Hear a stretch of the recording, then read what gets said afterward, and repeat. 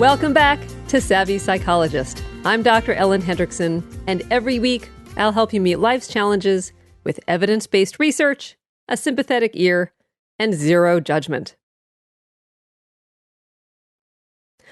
A hangover is already painful.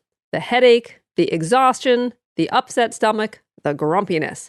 You check your phone for regrettable texts, your face in the mirror for regrettable Sharpie drawings, and your hotel room for Mike Tyson air drumming to Phil Collins songs. But there is a new hangover symptom that is having its groaning leave me alone moment in the sun. Hangxiety. And hangxiety is exactly what it sounds like, the phenomenon of feeling anxious while hungover. So this week, just in time for your best friend's holiday party or your sister-in-law's annual New Year's Eve bash, here are 5 facts about hangxiety you can wash down with 2 Advil and a big glass of water. Fact number 1 is hangxiety isn't just anxiety about what you said last night. It's driven by brain chemistry. So folks who have a beer after work to unwind or down a shot before a party to loosen up know firsthand that alcohol can make you feel calmer and improve your mood, at least at first.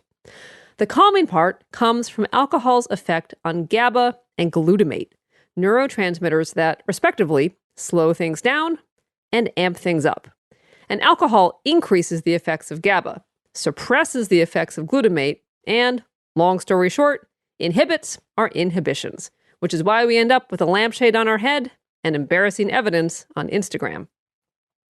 Now, the good mood part comes from an increase of dopamine and serotonin, the neurotransmitters of the reward system. And that's why drowning your sorrows, quote, works. A big release of feel-good neurotransmitters means you feel better, at least temporarily.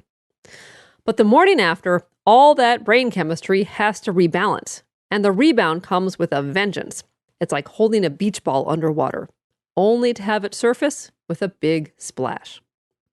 Now, specific to hangxiety, the morning after the calming effects of suppressing glutamate and increasing GABA occurs, the opposite effect happens.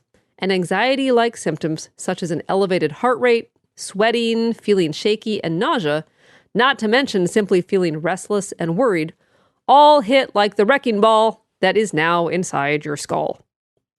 Now, for what it's worth, hangxiety isn't limited to humans. The same effect has even been found in mice. And in a study published in Behavioral Brain Research, a team of scientists injected a group of mice with enough alcohol to induce a hangover, and another group with a neutral saline solution. A few hours later, compared to their sober compatriots, the hungover mice spent more time hiding in dark corners of a maze and less time exploring a new box, both behavioral indicators of increased anxiety and fear. So let's hope the researchers filled their water bottles with mouse Gatorade after that experiment was over. Now, fact number 2 is hangxiety is also psychological. So hangxiety doesn't stop with brain chemistry and physical symptoms. You feel it between your ears as well. And psychological hangxiety happens in a couple of ways. So first, there's a misinterpretation of the symptoms of hangover, trembling, GI problems, racing heart, headache, as anxiety. So interpreting physical symptoms as anxiety in your body can trigger actual anxiety in your brain. So in other words, your brain says, hey, my body feels anxious, therefore, there must be something to be anxious about. But it also happens due to behavior. We swirl in an anxious shame spiral while vaguely remembering heckling a bouncer, flirting with the diner hostess, and wondering where we left our phone. Answer, likely with our self-respect. More concerning, we may worry about a time period we can't remember, and pondering what if and did I is naturally a huge driver of anxiety, plus a sign of problematic drinking. Fact number 3, hangxiety is worse in people who are naturally shy or socially anxious. So a study in the journal Personality and Individual Differences found that hangxiety is worse in people who are shy.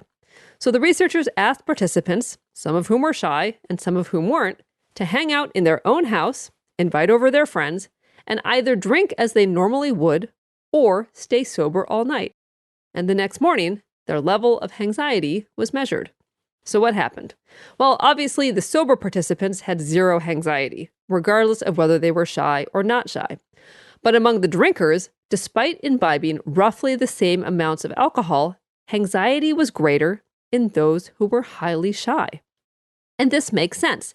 In addition to the brain chemistry rebound, shy people very often replay in their heads the low-light reel from the night before and ruminate on things they might have said or done that they perceive to be embarrassing. Psychologists call this post-event processing, and it's what's happening when we say things like, "Why did I say that? That was so stupid." Or, "I made a total fool of myself." Or, "Why is there a chicken in my hotel room?" Next, fact number 4. Hangxiety can be linked to problems with alcohol. So, in an interesting twist, people who are shy or socially anxious generally consume less alcohol than people who are more outgoing, but have higher levels of hazardous drinking and related negative consequences, like missing work, getting injured, or having unwanted sexual experiences. Why? Well, it makes sense when you think about it. People who are shy may enjoy social events less, and therefore avoid them more.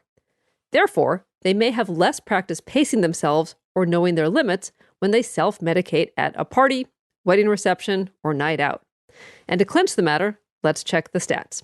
It turns out that folks with social anxiety disorder have a 4-fold risk of developing a diagnosable problem with alcohol. And finally, fact number 5. The best strategy is prevention. Now, for the shy among us, don't chug your Chardonnay because you think your sober self is inadequate or incapable. Instead, try some other methods to cope.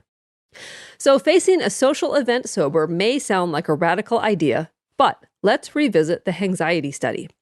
Of all the groups, the shy group that was asked to stay sober entered the party with the highest anxiety. They knew they had to face down an evening of socializing without the benefit of liquid courage. But then something interesting happened. Their anxiety declined over the course of the evening. Perhaps because the horror stories their anxious brains were predicting, people would think they're stupid, no one wants you here, didn't come to pass. They got through the evening just fine, and best of all, didn't pay the price in the morning. So if you are up for the challenge of a party without awesome juice, here are some tools to replace the desperate grip on your highball glass.